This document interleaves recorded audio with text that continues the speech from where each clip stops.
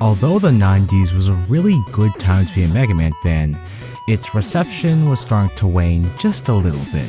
While these games were incredibly fun and were received incredibly well, they were also incredibly formulaic, and people quickly started to grow tired of the basic running and gunning. Now, it goes without saying that they did add a couple of new additions and mechanics as the series progressed, but people were still getting tired of playing these games, and it did kind of feel like Capcom was getting tired of making them. Now more than ever, the franchise needs something new. It needed to go in a direction that no one could predict, that no one could see coming. It took some time, and I assume a lot of research and development, but by 1993, Mega Man, the entire brand, and the very definition of what a Mega Man game is would change forever.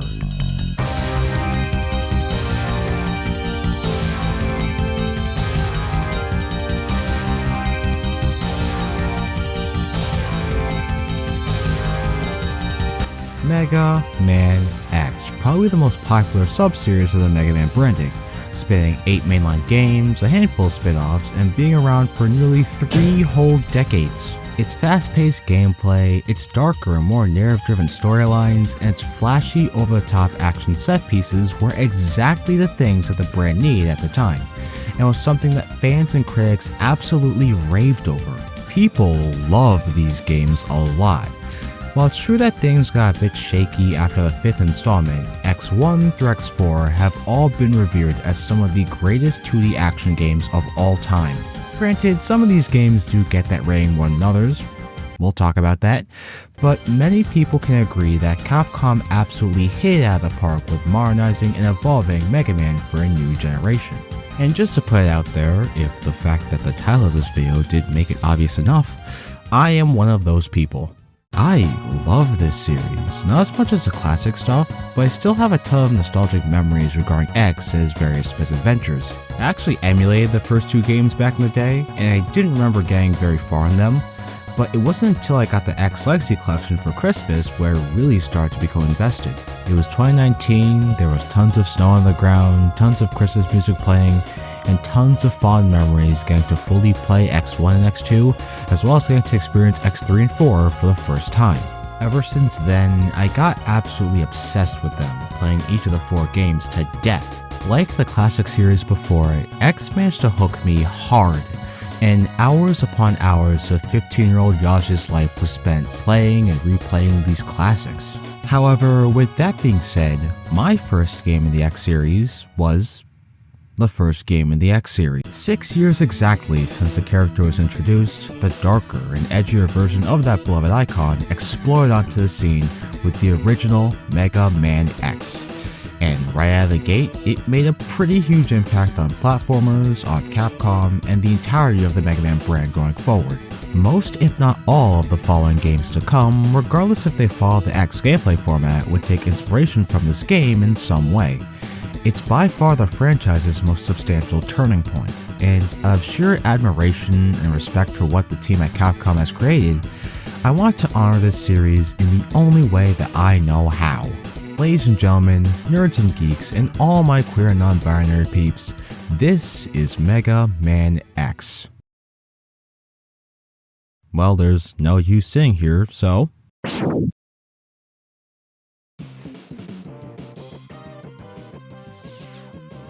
alright, this is different.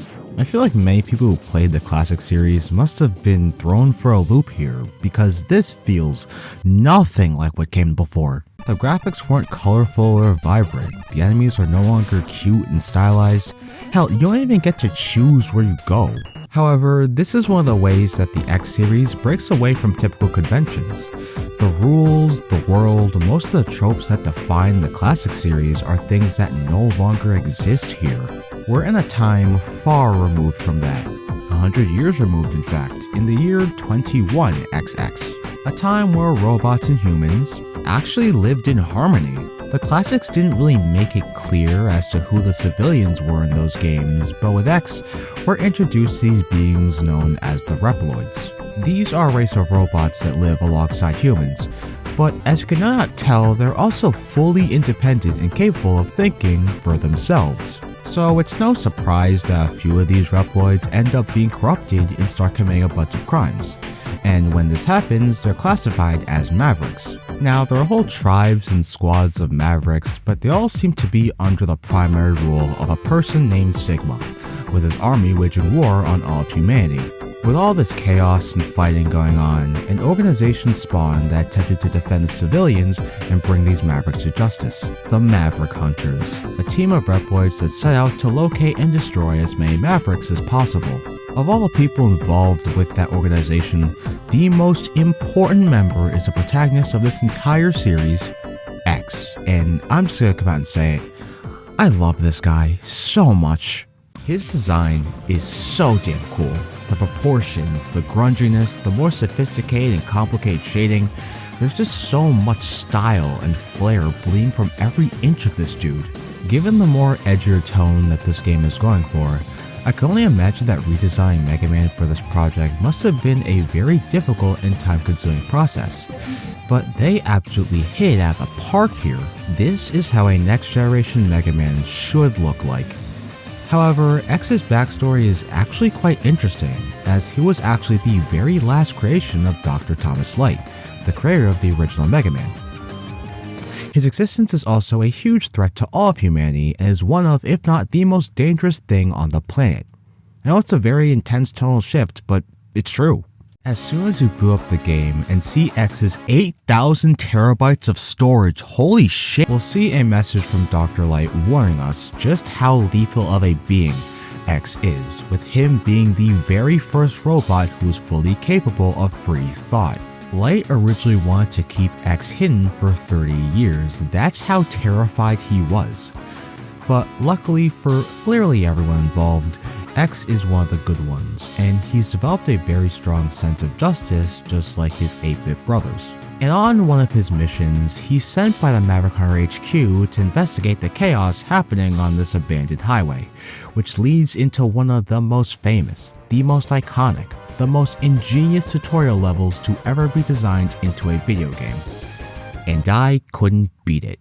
Yeah, believe it or not, on my first ever playthrough of this game, I could not get past this section of the intro level because, simply put, I didn't know that there was a wall jumping mechanic. Many people pointed to the vertical design of the area and the dust that you leave from clinging onto a wall as indicators for this move, but they weren't clear enough indicators for me. I just thought you were supposed to shoot at the wall or something. I don't know. Alright, I was 13, leave me alone. But yes, there is a wall jump in this game, and as you cannot tell from the footage, you are going to be using this move a lot for a wide variety of different things. So although it's a bit harsh, blocking off those who didn't understand was a bit of a necessary evil. But other than that, the stage was pretty standard stuff. The aesthetic more than anything is really what caught my attention, and for being an intro stage, it has some very memorable and over-the-top set pieces. However, at the end of this stage, you'll be faced with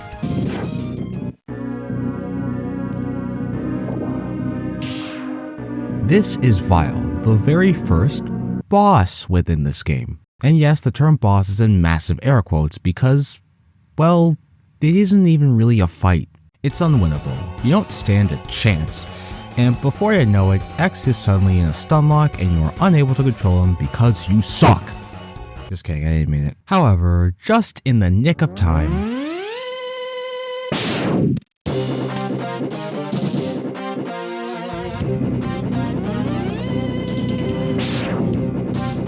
this is Zero, yet another one of the Maverick Hunters, and is the coolest damn character in this entire series. I was praising X's design earlier, but dude, the red appearance, the yellow hair, and the pure style and rawness in Zero's design is incredible.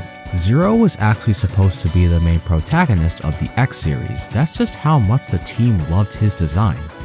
However, his role would be changed to just being a side character given the redesign just being too different and not really fitting Mega Man in the way that they wanted. But even still, he plays a pretty massive role within the entire series and gets a lot of time in the spotlight in future games. In this game in particular, he mainly serves as X's mentor, with him saving X and destroying Vile's right armor with a single charge blast. They made it very clear that they wanted X, and by proxy the player, to really look up and admire this character. X is someone who looks up to Zero, who wants to be just like him, but is severely underpowered and isn't in any shape whatsoever to take on the various groups of Mavericks roaming around the city. So when both him and Zero report back to the HQ, he makes the very logical decision to go out and hunt down 8 of them with next to no protection or guidance from anyone. Yeah! Although the X series breaks away from a lot of the classic series conventions, the progression system is one of those things that remains pretty much unchanged. It's still a Mega Man game at its roots, and that freedom and customization of how you go through the game is still here and accounted for, in theory. I'm not gonna bother being around the bush, so I'm just gonna come out and say it. You start with the Penguin first, as it's the stage where you'll obtain probably the most crucial upgrade in your entire journey. Shoes. These are the dash boots, which is probably the most important thing that you'll obtain within this entire game. Like the name suggests, these are boots that allow X to dash for a couple of seconds at a time. So already, that by itself changes the game completely. Dashing adds so much crunch and rhythm to the standard running and gunning. There's a speedy edge that goes alongside with typical Mega Man platforming, and it feels so good. The core appeal of the series, the reason why it works so well, and the reason why it has its own separate legacy is all thanks to this one move. It's that much of a game changer. But speaking of things that makes this series distinct, we gotta spend some time gawking at this absolutely raw-ass atmosphere. The graphics displayed in the classic series games were very flat, very simple, and while that could be attributed to technical limitations at the time, this game makes it no secret. It knows that's on more capable hardware and uses that newfound power to produce some incredible visuals. Everything from the sprites to the environments has gotten a much more advanced look.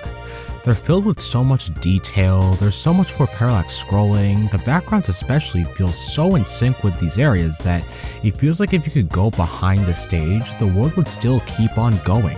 It's thanks to all those things that allows these places to really feel so much bigger and broader than they actually are. But I really want to highlight the art direction that they went with for the series, as it also seems like everything has a very healthy amount of edge to it. It is kind of like a comic book in terms of how everything has this specific punch, for lack of a better term, but the tone and the atmosphere is definitely a lot more serious. Things aren't as colorful, the game tends to use a lot of darker shades, and generally the events that happen within this game seem to be treated with a lot more sincerity. But come on, you're still blasting away a lot of these really scary and dangerous robots with lemons at the end of the day, so it really isn't that much more intense than your average Mega Man experience. And speaking of blasting things, not much has really changed with how you play each of these levels. However, in terms of their design, they definitely seem to emphasize combat quite a healthy amount. There's a lot of enemy variety, with each having unique attacks to maneuver through. But with that being said, there are also those few that just kinda stand there, waiting for you to hack away at them. And they can take forever to kill sometimes. Now, I mean, platforming is still here, obviously, and there's still a good amount of it. But it just seems to me like this game is more interested in going pew pew pew pew pew than anything else. However, something that tends to be a lot more present within these levels is the element of exploration, as each and every level in this game has a bunch of different gadgets to find. Now, when this game was being conceived, the devs originally took a lot of inspiration from many RPGs and how the protagonist would grow stronger over the course of their adventure. These devs tried to incorporate this idea within the Mega Man formula via a whole bunch of different defense upgrades scattered throughout every level. It should be mentioned that this was something that they've been trying to do for a while now, but going into X, they stepped into that direction even further because, yeah, there's a lot more things to collect this time. In terms of additional health upgrades, we're introduced to both the sub and heart tanks. The sub tanks are more or less a replacement for the E tanks of the classic series, but it actually functions quite a bit differently. For one, they're not pre-packaged health that you can use whenever you want anymore. Instead, you have to manually fill them up by collecting health energy. Health energy that will only register if you're already at full health. Yeah, I gotta be honest, that's pretty lame. Manually filling these up more often than not is a total chore. You're essentially grinding every time you choose to do it, and it just breaks the pace of the game much more than I would have liked. Hell, even if you do fill these bad boys up, X sculpts the entire thing down in one go, which just doesn't make any sense. There were loads of points to where I wanted to heal myself to prepare for a boss, and mind you, I had maybe like a few ticks away from being at full health, but when I went to go do that, X sculpts down more energy than he actually needs, completely wasting the health that could have been useful for another encounter. No, in my opinion, these could have been handled a lot better. But I mean, the hard tanks are okay. They're a bit more by the numbers in terms of what they do. They act as permanent health upgrades, as with everyone you collect, your health bar increases. I think that they're very smart additions, although part of me does kinda still wish that you were guaranteed a health upgrade upon defeating half of the boss lineup. This is all the health you are ever given without them, and I feel like doing this would guarantee that the player would still be in decent shape for the end of the game, while still leaving some room for them to become even stronger. But speaking of becoming stronger, let's talk about those fancy dash boots from last time. Look at them, they're so cool and shiny and awesome and give this game its own distinct sense of flow, but there are actually other armor upgrades of this set that you can find within this game. There's the headpiece, which allows you to break certain objects above you, the chest piece, which reduces damage by 50%, and then there's the arm pieces, which are, by and large, the only parts that actually matter. Not only do you get a massively buffed charge shot, but you also gain the ability to charge your weapon, which is huge. Now, the weapons by themselves are already pretty good, having very versatile uses within the levels, but the ability to charge them up is such a huge deal because it essentially gives you attacks that are as powerful as they are useful. On paper. Yeah, the concept is definitely there, and future X games utilize it a lot better. However, while some of these charge variations are incredibly useful, many of the ones that grant you a shield or even invincibility in one case, nearly just as many have uses that are pretty situational and only serve as a means of getting hidden upgrades, which I do get. Given how the X series has a stronger emphasis on exploration, I could totally understand how some of the weapons X receives helps in aiding with that. Maybe just don't go overboard with it next time, you know? So yeah, taking all these collectibles into consideration, there's a lot of stuff to find in this game. And even though the mere existence of these trinkets adds a lot to the series, something that emphasizes the strengths of the X formula more so than anything else is the way in which you go about collecting them. Given the fact that all these upgrades are hidden all over the place, it adds a lot more things for you as the player to consider when selecting which Maverick to go after next. The routing in the X series is by far the most complicated of any game of the brand so far. And I'm only speaking for myself here, but there's such a satisfying feeling whenever I come up with a route that gets me everything as soon as possible. It's just so much fun to figure out, and it's only through replay value and really getting to know the game that really makes it such a rewarding experience. The thing is too is that it's also something that's dependent on skill level. Some might find some upgrades easier to obtain than others. Some might find some bosses easier to beat than others. This is just going off of what I've noticed myself, but it seems like every person has their own way of completing this game. And that is a textbook example of achieving something that the franchise has been trying to do for ages. Also, just because I know I'm gonna get asked this is the order that I use. However, I also decided to do 2 weakness order runs in preparation for this video, and quick question to all the Mega Man X fans watching this. Do you remember the last time you went for everything in the dev intended weakness order? You miss so much stuff when you play like this, and it took me just as long to clean everything up as it did playing the stages normally. How about doing that same order, but with Chill Penguin last? Yep, did that too. It actually wasn't that bad. You still had to be a little bit more careful in a few places, but I was still quite surprised how fun a more traditional way of playing this game was. A much greater appreciation for this game was unveiled when played like this, and it just all ties back to what I was originally saying. This game just does replay value like no other. However, similar to most games of the time, the game actually rewards you for going the extra mile and collecting / upgrading everything. Wait, hold on. There we go. The Hadouken from Street Fighter is an unlockable move in this game. And hear me out. As a way to thank the player for milking the most out of this package, this is an insanely cool reward. It's flashy, it looks cool, it looks absolutely stupid, and doesn't make any sense given the amount of other weapons that X is equipped with, but it's just a very satisfying reward, a nice little homage to Street Fighter, and is a surefire way to make every boss in this game a complete pushover. However, there is one teeny tiny problem with this weapon. It drives me insane. I hate using this thing. First off, you have to input a button combination to do it like in the Street Fighter games, which, I'm sorry, it just doesn't work. It's a different story when you're using it to chain attacks together, but in action platformer where there's stuff flying all over the place, having a button combination to do it just feels clunky and awkward, and I swear, it doesn't even register half the time. It's also damn near impossible to be precise with it, given just how slow the thing is to activate. Whenever you use it, you have to watch this animation of X reeling his arms back, then pushing them out to do the move. And by that point, you probably already got hit or missed the dude completely because of how slow the thing is. It's just, don't you love it when lonely dudes on the internet get angry at optional MacGuffins that you are by no means required to get? You love to see it. Anyways, whenever you feel like you're ready, the Dorsa Sigmas layer will finally open.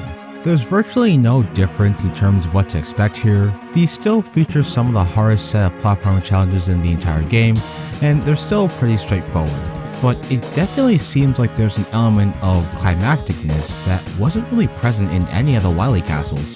The stages are more grittier and darker than anything that we've seen up until now. The music tracks have this very sinister and ominous aura to them, and at least for the first stage, this is where the plot really starts coming back into focus. About halfway through the first stage, X encounters Vile once again. Zero, who stormed into the castle before X, stands locked up to the side, so unlike last time, he won't be getting any help from anyone. It's just him versus his old foe. But come on, I mean, just look at X. Look at how much more stronger he's become, how many more upgrades he's obtained, how much bigger his health bar was compared to the beginning of the game. I'm almost certain that my man is strong enough and is capable enough to put this clown in his place once and for all, and they wonder why I don't try in life. Fortunately enough, when Vile is distracted, Zero breaks out of his trap, leaps onto the right armor, and blows himself up. That's a bit much.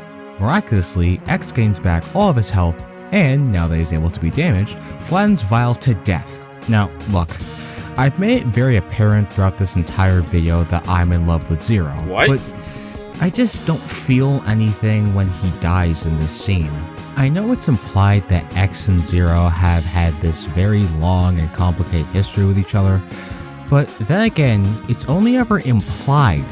We never get to see, and more importantly, feel the impact that Zero has had on X. We know that he's his mentor, we know that he's X's #1 inspiration, but we just don't get to see the two actually bond or even fight alongside each other. And as a result, this scene just doesn't hit as hard. But after that, the game more or less proceeds as usual. You fight very exploitable bosses, you completely ignore a lot of the enemies, and refight the 8 main Mavericks once again. Oh what? Didn't expect to see these guys again because it's a different series, so you'd think that by this point Capcom would know that this is a pathetic way of padding out games that aren't even that long to begin with? Wishful thinking. But after overcoming all of that, you finally reach the top of the tower and face off against the one, the only, dog. Really, dude? Didn't even stand a chance. Anyways, the one and the only Maverick ruler himself, Sigma. The fight it's okay. Phase 1 has him with his lightsaber jumping across the walls in a very exploitable pattern, but Phase 2 has just way too much stuff going on. Now, for a final boss, I can definitely admire the sheer spectacle of this fight. Sigma just towers over you with so much power and dominance. The music is incredibly eerie, capturing the anxiety and stress circulating in the player's heart, and the fight itself is just an absolute mess of attacks that completely layers the entire screen. The whole stage just feels very crammed, even when you do use the strat that I'm using right now, where you stand on the very edge of his hand to deal the damage. But But even still, if I'm being honest, this is probably the perfect final boss for one of the most threatening villains in all of Mega Man's branding. However, after enough rolling shields to the face, Sigma's fancy new toy goes down, so does his tower, so does any plan of him wiping out the Reploids. X swiftly teleports out of there and onto a cliffside to witness Sigma's collapse from a distance, but he also uses this as an opportunity to just reflect on his adventure.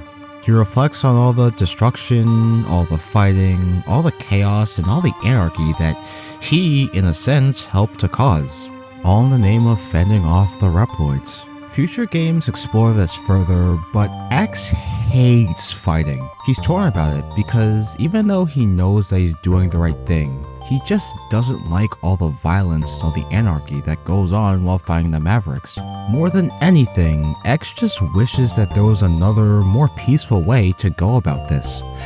But alas, as the game says, only the X-Buster on his hand could truly tell when those days will come. Very poetic. X then goes and rides away on his bike, ending his very first mission and ending the absolute classic that is Mega Man X.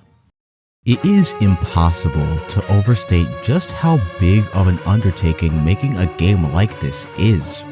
After years and years of sticking to the same formula, changing the sheer idea of what that formula could be is something that's incredibly risky, especially for the time. Most other game series just didn't really do anything like this. They never felt the need to break away from what worked and what gave the franchise its core appeal. But maybe that's why, even after nearly 30 years, this game stands out among even the best of them, because of the abundance of the various 16-bit masterpieces of the 4th generation. Mega Man X is iconic not for being the definitive game in the series, not for redefining and polishing the gameplay to near perfection, but for successfully re-energizing an iconic video game series. It deserves every bit of praise that it receives, if only for just how majestic of a transition it was. But with that being said, I do have a bit of a confession to make. Look, alright, I adore this game a lot and can happily go back to it wherever, whenever.